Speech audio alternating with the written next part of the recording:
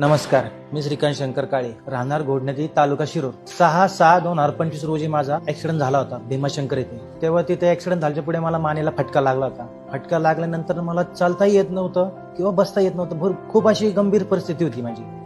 Accident झाल्याच्या पुढे आमच्या घरातील लोकांनी प्लस गावकऱ्यांनी प्लस तिथल्या लोकलच्या डॉक्टर लोकांनी सांगितलं की तुम्ही वेळत घाटामध्ये विके हॉस्पिटलला जावा व तेथे डॉक्टर भालेराव यांची भेट घ्या. डॉक्टरांची भेट घेतल्याच्या पुढे डॉक्टर म्हणले की आपण 1500 तुम्हाला गोळ्या औषध देऊ, त्या औषधाला आपण पाहू, फरक पडला तर चांगलंच आहे, जर इन केस नाही पडला तर आपण तुमचं ऑपरेशन करून टाकू.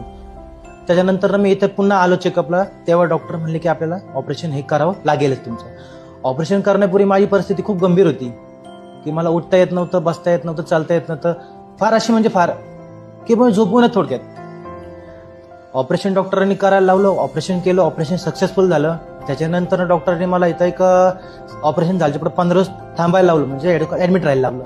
ऍडमिट झाल्याच्या पुढे डॉक्टरांनी 15 दिवस मला सोडून दिलं. सोडल्याच्या पुढे खूप असा छान असा फरक पडला.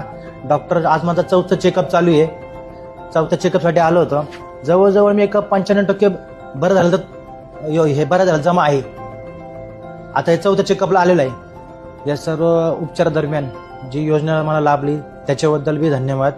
प्लस व डॉक्टरांचे व त्यांचे सर्व सहकारी वर्ग असतील, प्लस हॉस्पिटलची कमिटी असेल, विखे पाटील हॉस्पिटल, यांचे बी खूप खूप धन्यवाद.